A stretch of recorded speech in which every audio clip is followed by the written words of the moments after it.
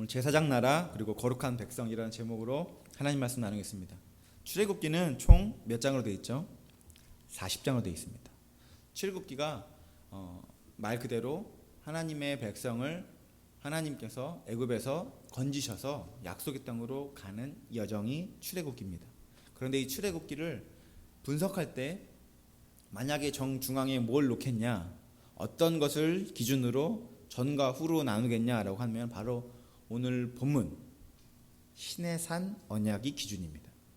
그래서 오늘 본문에 보면은 1절에 그들이 시내 광야에 이르니라 거기 산 앞에 장막을 치니라라고 기록되어 있는 이 본문 말씀이 바로 이 장소가 시내산입니다. 여기서 백성들이 장막을 치고 하나님이 모세를 부르셔서 십계명을 주십니다. 율법을 주세요.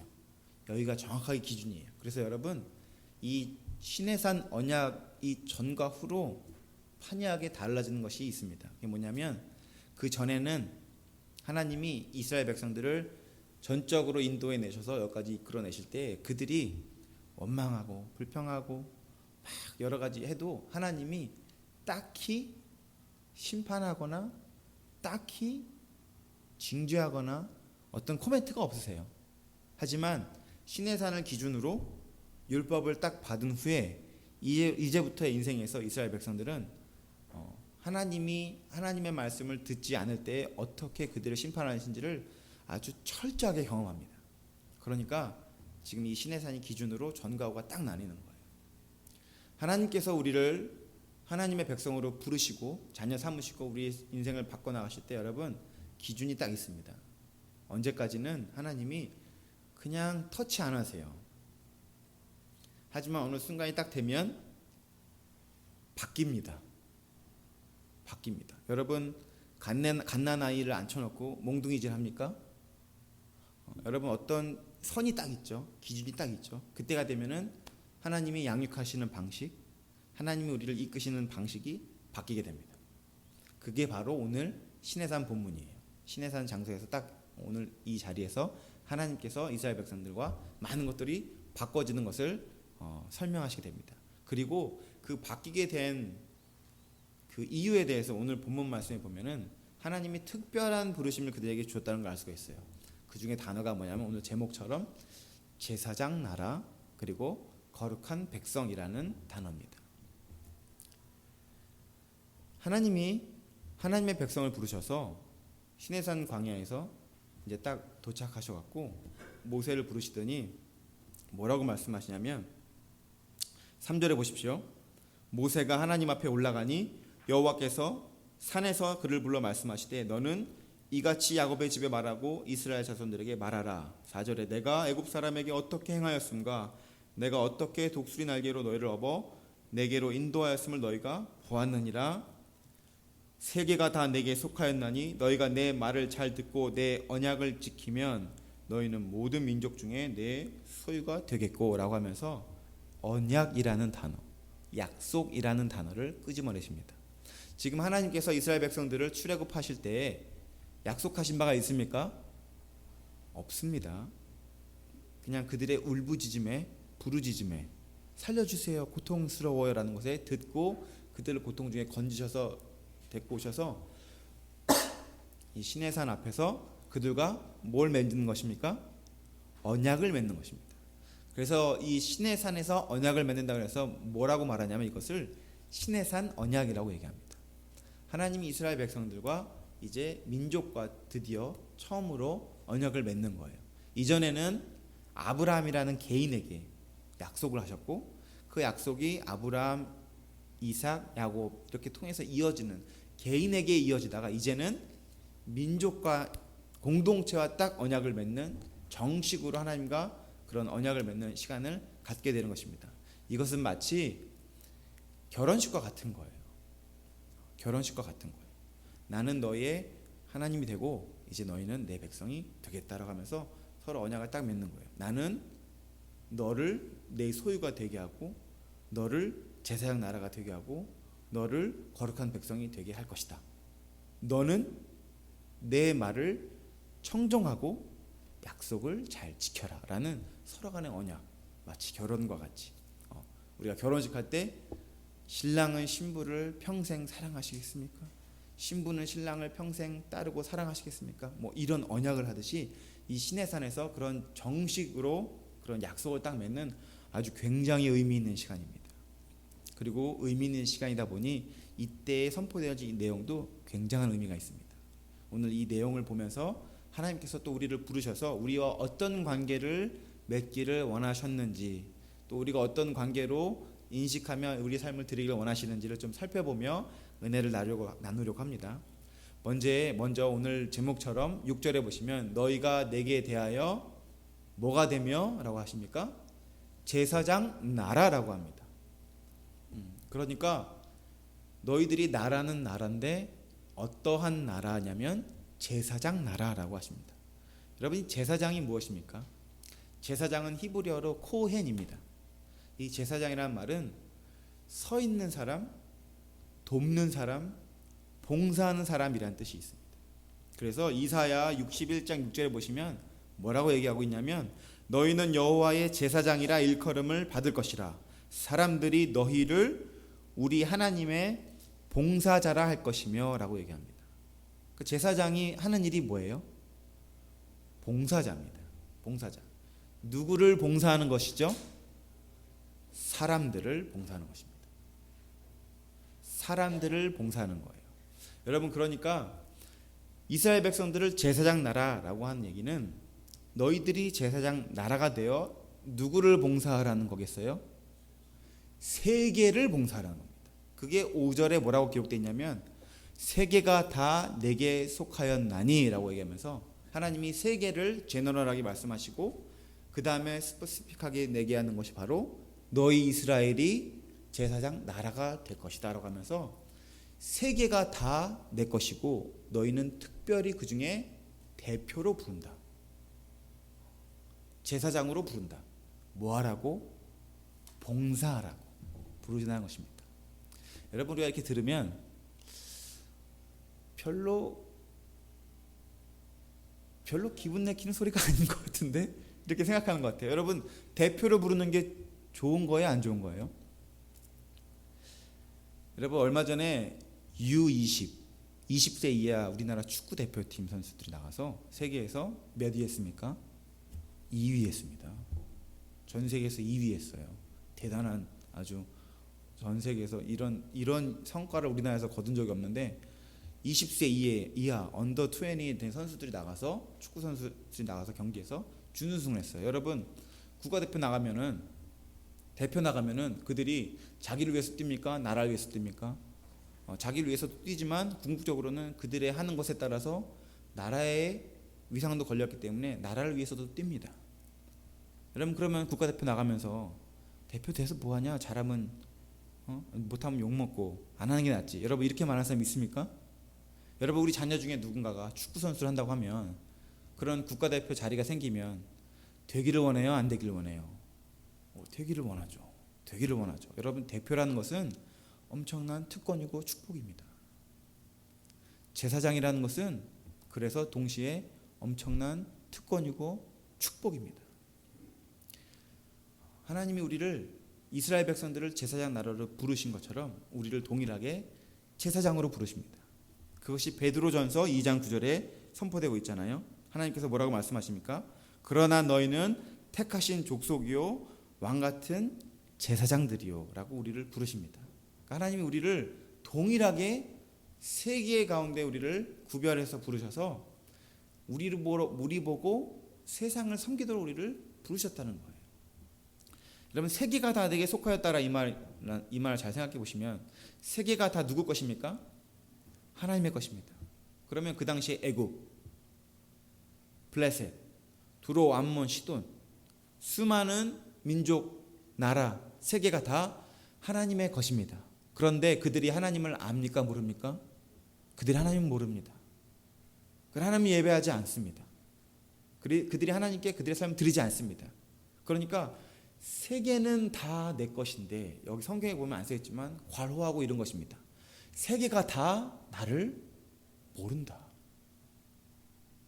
세계가 다 내게 속하였는데 전 세계가 다 내 것인데 누구도 다 내 것으로 살지 않는다. 그러므로 너희가 이제 제사장 나라가 되어 너희가 하나님 나라의 대표가 되어 해야 될 일이 있다라고 그들을 부르신 것이 바로 너희가 내게 대하여 제사장 나라가 되며라고 말씀하는 것입니다. 그러니까 그들이 이제 가는 길은 그들이 약속의 땅으로 가는 것이 목적이 아니라 그들이 약속의 땅으로 감으로 인해서 열방이 하나님을 알게 되는 것이 목적인 것입니다. 여러분, 이것이 굉장히 우리 삶의 중요한 목적을 발견하는 굉장히 중요한 사건이에요. 우리가 하나님이 우리를 구원하신다고 하실 때 우리를 죄에서 건지셔서 우리로 하여금 하나님의 의로운 자들로 우리를 변화시키는 것, 이런 단순한 목적이 아니라 더 너머에 뭐가 있냐면 우리가 그렇게 됨으로 말미암아 하나님을 모르는 수많은 사람들이 하나님을 알게 하시기를 원하신다는 것입니다. 여러분, 그래서 우리에게 은혜를 주신 것은 참 감사한 일이지만 저와 여러분이 은혜를 받는 것은 놀라운 축복이고 감사한 일이지만 동시에 그걸 뒤집으면 뭐가 있냐면 우리는 그만큼 우리에게 또 다른 부담이 얹어지는 것입니다. 우리는 분명히 그 일로 말미암아 해야 될 일이 생기는 것이에요. 여러분, 그것이 대표성에 가지는 의미입니다. 여러분, 우리 교회가 유진에서 제일 최초에 세워진 한인교회입니다. 여러분, 축복입니까? 아닙니까? 축복입니다. 여러분, 이거 특권입니까? 아닙니까? 특권입니다. 이 땅의 교회가, 예배가 어디로부터 시작되었습니까? 이 교회로부터 시작되었잖아요. 놀라운 은혜가 축복이죠. 그렇다면 이 놀라운 은혜와 축복은 반드시 그 다음에 부담으로 이어져야 합니다. 우리에게 여러분 늘 축복을 주시고 은혜를 주시면 여러분 그것은 뒤집어서 나에게 특별한 부담으로, 거룩한 의무감, 부담감으로 연결되어야 돼요. 여러분, 이것이 대표가 갖는 위치입니다. 전 대표 안 할래요라는 것이 말이 안 되는 것이 누구나 다 대표를 원합니다. 누구나 다 귀하게 쓰임 받길 원해요. 그렇지만 자기가 손해볼 걸 두려워해서 그것을 안 하는 것이지만 여러분, 사람은 다 대표가 되기를, 귀하게 쓰임 받기를 누구나 원합니다. 그러니까 두 개가 동시에 있는 거예요.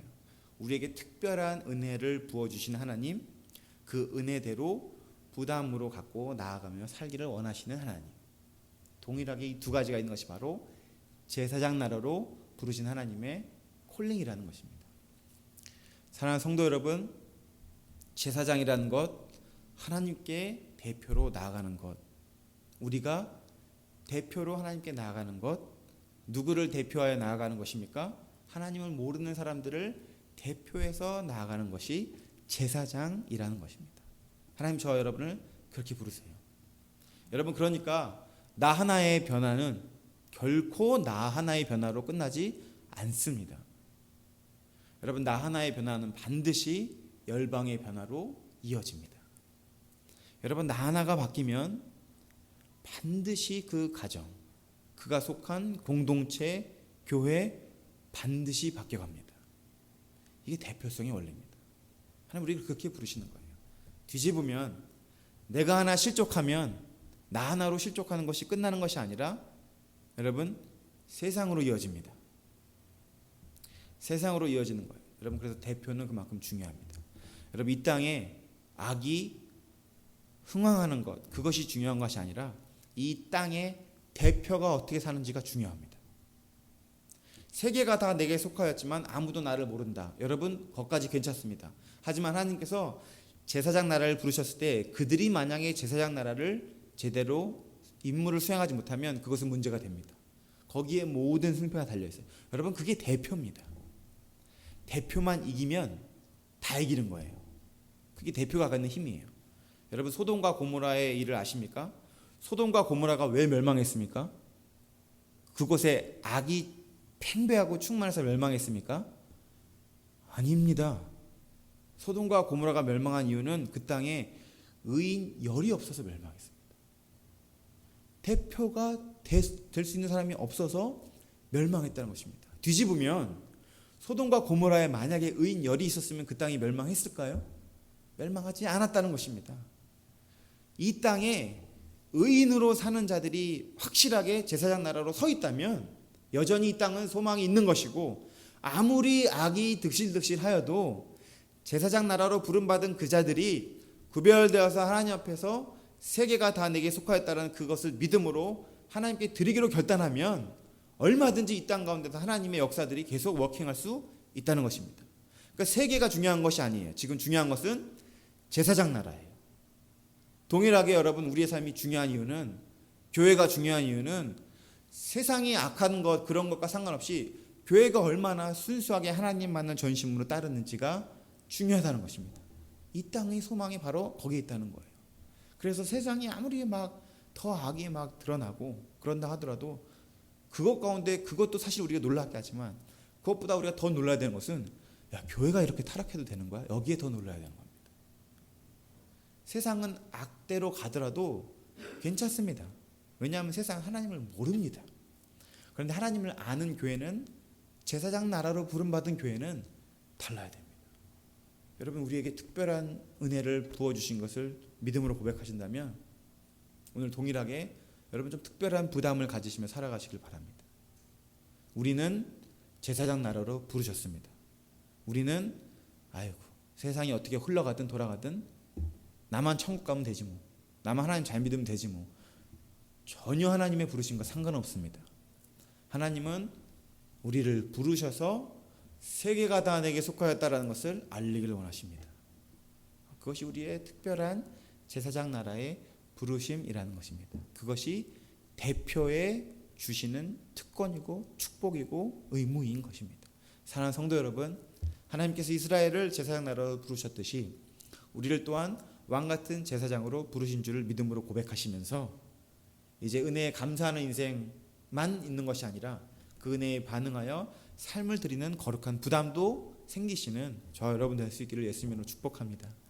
그것이 오늘 이스라엘과 하나님이 맺은 이 시내산 언약의 중요한 내용, 제사장 나라가 되며 라는 내용입니다. 제사장의 역할이 두 가지입니다. 하나는 방금 나눈 것처럼 백성 중에 대표로 하나님께 나아가는 자, 백성 중에 대표로 하나님께 나아가는 자가 첫 번째 지금 나눈 것이고, 두 번째로 제사장의 역할은 뭐냐면 하나님께 백성의 대표로 나아가는 것이 한 가지라면, 그 다음 두 번째 것은 주님께 받은 그 메시지를 전달하는 자로 역할을 하는 것이 바로 제사장입니다. 그래서 제사장은 이 인앤아웃을 중간에서 딱 하는 정확하게 브릿지 다리예요. 하나님과 백성, 하나님과 세상의 정중앙에 다리가 있는 것이 바로 제사장입니다. 대표로, 백성의 대표로, 백성이 죄악에 물들어 있으면 대표가 나가서 하나님께 어떻게 해야 됩니까? 주님 용서해 주세요. 대표로. 백성에게 감사한 일이 생기면 제사장이 대표로 나가서 주님 감사합니다. 대표니까. 이게 대표로 하나님께 나아갑니다. 그러니까 하나님이 또 대표에게 말씀하십니다. 그러면 그 말씀을 받고 대표가 백성에게 나와서 전달합니다. 이것이 제사장 나라의 두 번째 역할입니다. 전달하는 자예요. 그러니까 하나님의 임무를, 직무를, 하나님의 음성을 대언하는 자입니다. 여러분, 대변인이라고 얘기할 수 있는 이 자리가 아무나 할 수 있겠습니까? 여러분, 하나님이 저와 여러분을 부르셔서 대변인을 세우신대요. 저와 여러분을 부르셔서 대변인을 세우신대요. 여러분, 우리가 하나님 말씀을 대언한다고 해보세요. 여러분의 가족이 뭐라고 그러겠어요? 너나 잘하세요. 그러지 않으시겠어요?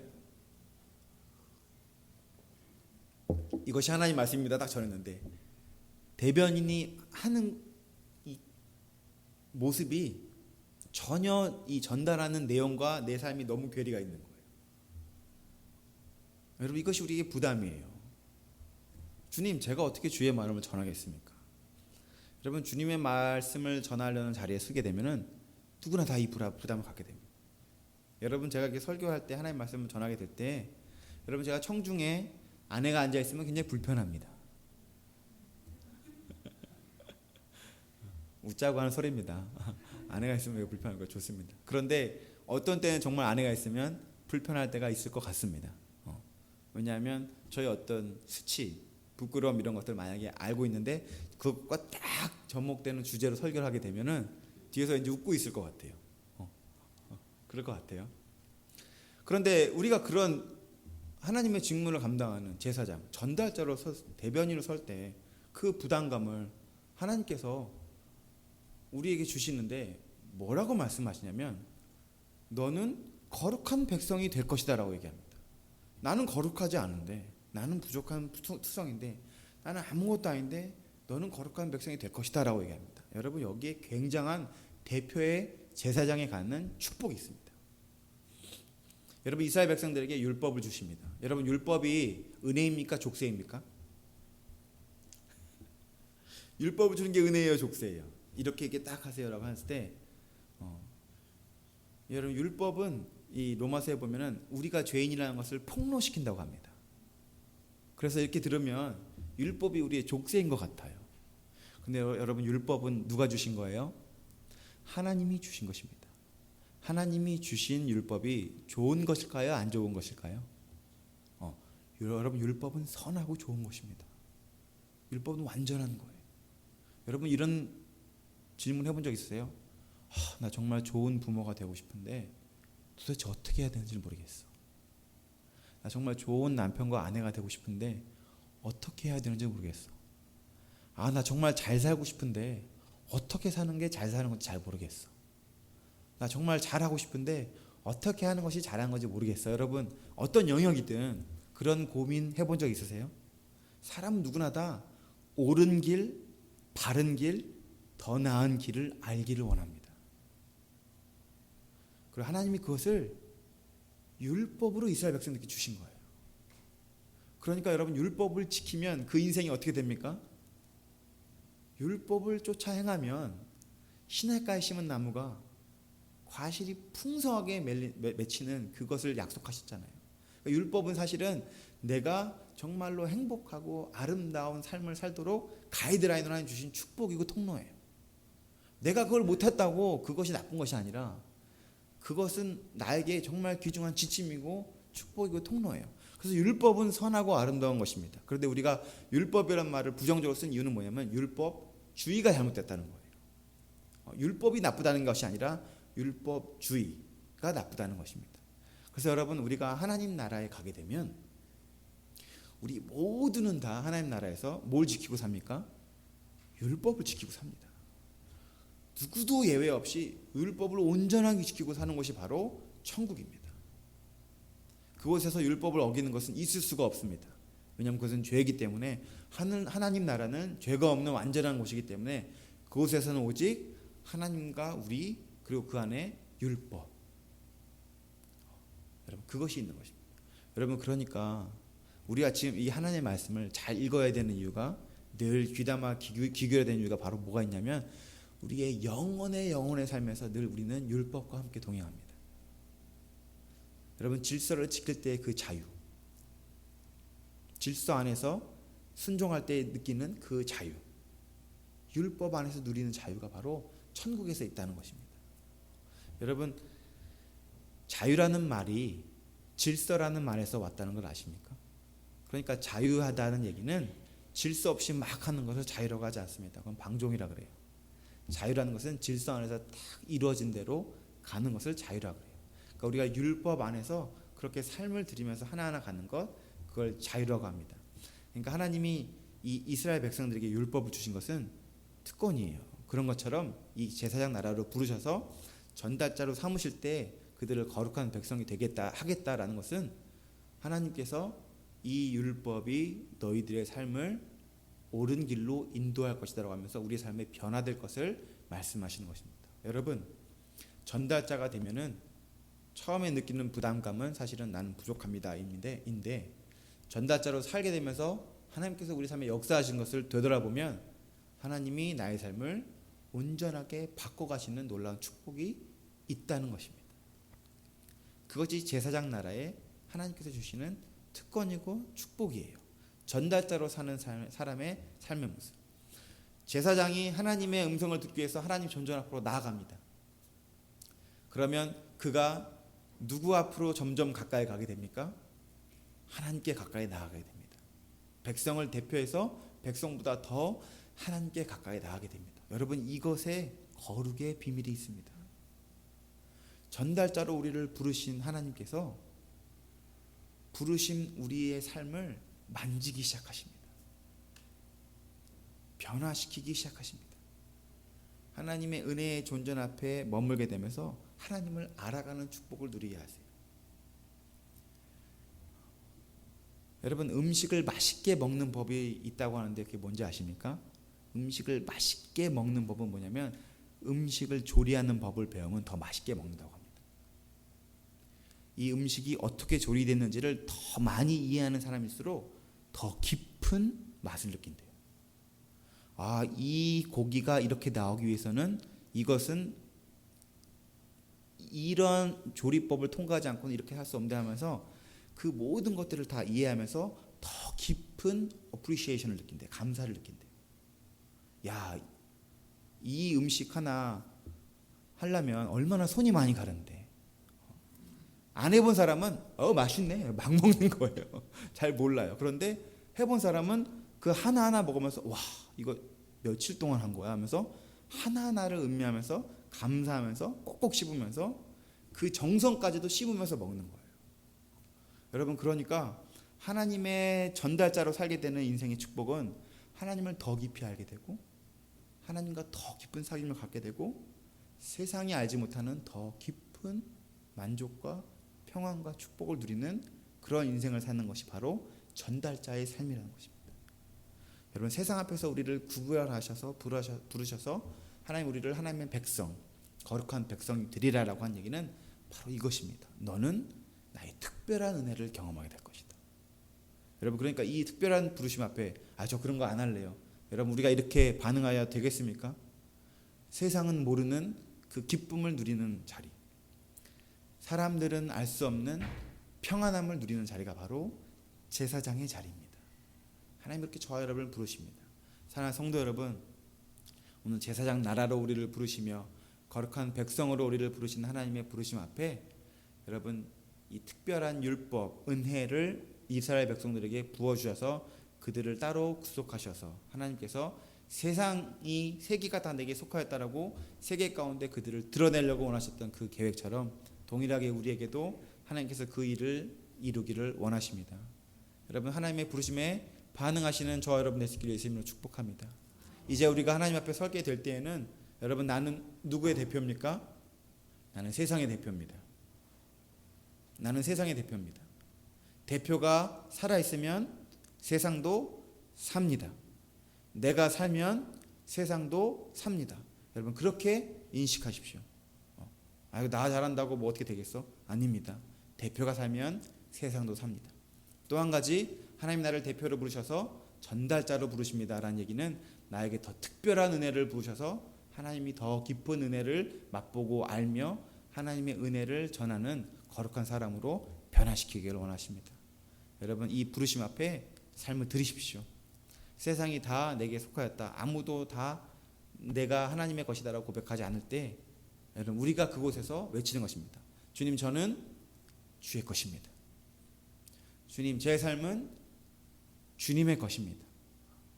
여러분, 이렇게 사게 될 때 우리가 제사장 나라로서 세계 가운데 하나님을 드러내는 귀한 하나님의 백성, 왕같은 제사장이 될 줄을 믿습니다. 사랑하는 성도 여러분, 이달부터 하나님께서 이루실 일을 기대하시면서 이 교회, 특별히 사랑하는 우리 유진교회, 처음 세워진 이 교회라면 여러분, 우리에게 특별한 부담감이 있어야 됩니다. 여러분, 교회가 뭐 다 똑같이, 여러분 그렇게도 고백할 수 있지만, 그렇지만 우리의 개인적인 우리 교회의 신앙 고백이 있다면, 하나님 우리 교회를 세우신 주님, 우리 교회를 처음 세우셨다면 이 교회를 통하여서 하나님께서 봉사자로 우리가 서 있기를 원하시니 아버지, 우리에게 이 특별한 은혜를 주신 것을 특별한 부담감으로 이루어내는 교회가 될 수 있게 주님 인도해 주시옵소서라고 우리가 다 같이 기도해야 됩니다. 우리에게 그런 부담감이 있어요. 사랑하는 성도 여러분, 거룩한 부담감을 함께 나아가시면서 이 유진 땅에 또 우리의 삶에 하나님의 대표로서 우리가 살아가게 되어서 이 지역과 교회와 이 민족이 변화되는 귀한 역사가 있을 수 있기를 예수님으로 축복합니다. 우리 함께 기도하시겠습니다. 참 좋으신 하나님 아버지, 오늘도 우리에게 귀한 은혜의 자리, 예배의 자리에서 하나님의 말씀을 나누게 하시니 감사합니다. 참 좋으신 아버지 하나님, 우리의 부족함과 연약함으로 말미암아 하나님 우리를 작게 보고 하나님 우리 삶의 문제들을 말미암아 신음소리 내기도 힘든 우리의 연약함을 봅니다. 아버지, 그럼에도 불구하고 하나님께서 우리의 삶만 짊어지는 인생으로 부르신 것이 아니라 세계가 다 내게 속하였지만 세계를 대표할 누군가 제사장 나라가 필요하다라고 말씀하시면서 저희들을 부르셨다는 것을 오늘 들으면서 하나님, 다시 한번 그냥 나의 삶의 자족만으로 끝나는 신앙, 나의 삶의 문제 해결만을 구하는 신앙으로 살지 않게 하시며 하나님 나라를 구하며 하나님 나라의 대표로 살아가는 삶으로 우리들을 세워 주시옵소서. 하나님, 나 하나가 온전히 서게 될 때 그것은 반드시 열방으로 이어지는 것을 믿음으로 보게 하시고, 아버지 하나님, 하나님께서 그렇게 나 하나를 부르셔서 특별한 은혜를 경험하게 하시면서 하나님의 얼굴을 더 구하며 하나님의 특별한 은혜를 경험하는 귀한 인생이 되도록 우리를 부르셨사오니, 아버지, 이 길 걸음걸음마다 하나님 부담이 짐으로만 이어지는 것이 아니라 이런 부담이 놀라운 특권이고 축복인 것을 고백하며 찬양하며 나아가는 모든 귀한 성도들, 하나님의 제사장 나라 거룩한 백성들이 될 수 있도록 주님 축복해 주시옵소서. 감사를 드립니다. 예수님의 이름으로 기도합니다. 아멘.